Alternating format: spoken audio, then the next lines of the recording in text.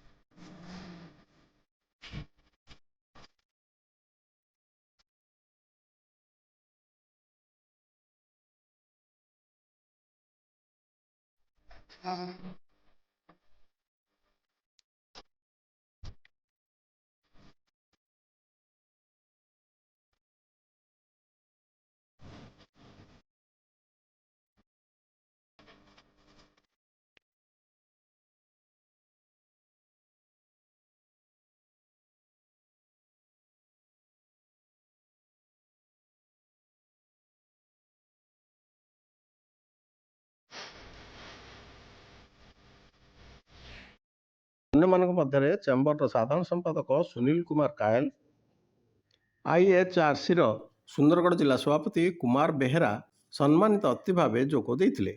ଚେମ୍ବରର ଉପସଭାପତି ନରେଶ Arya, Rakesh Agarwal, finance secretary ସନ୍ତୋଷ Agarwal, civil ଆମ୍ୟୁନିଟି ବିଭାଗର secretary Manoj ରାତେରିଆ, IT ବିଭାଗର ସେକ୍ରେଟାରୀ ପ୍ରମୋଦ ନାଥୁଲ୍ୟ, ଅମିତ ବାଙ୍କା ପ୍ରମୁଖ ନିମନ୍ତ୍ରିତ ଅତିଥି ଭାବେ ଯୋଗ ଦେଇଥିଲେ।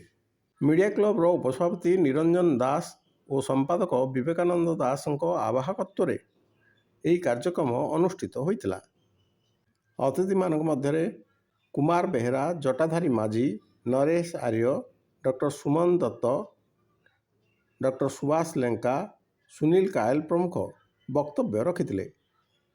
ଅନ୍ୟମାନଙ୍କ ମଧ୍ୟରେ କୁଞ୍ଜ ବିହାରୀ ରାଉତ, ଅକ୍ଷୟ ଧଳ, ଦିଲ୍ଲୀପ ଶର୍ମା, ଚିତ୍ତରଞ୍ଜନ ବ୍ରହ୍ମା, ଡଲିରାଣୀ ବ୍ରହ୍ମା, ସତ୍ୟାନନ୍ଦ ବେହେରା, ରବୀନ୍ଦ୍ର କୁମାର ଦୁବେ, କୁନିଆ ବାରିକ, ଅମର ବର୍ମା, ସନ୍ତୋଷ କୁମାର ରଥ, ରାନୁ ମହାପାତ୍ର, ଶର୍ମିଳା ରାଜଗୁରୁ, ଶର୍ମିଳା ମାହାତୋ, ଶୁଭଶ୍ରୀ ଦାସ, ଶ୍ୟାମସୁନ୍ଦର ଶର୍ମା, ରାଜେଶ କୁମାର, ରୀତାବାଳା ସିଂ, ଜି କୁମ୍ଭାର ପ୍ରମୁଖ ଉପସ୍ଥିତ ରହି କାର୍ଯ୍ୟକ୍ରମରେ ସହଯୋଗ କରିଥିଲେ।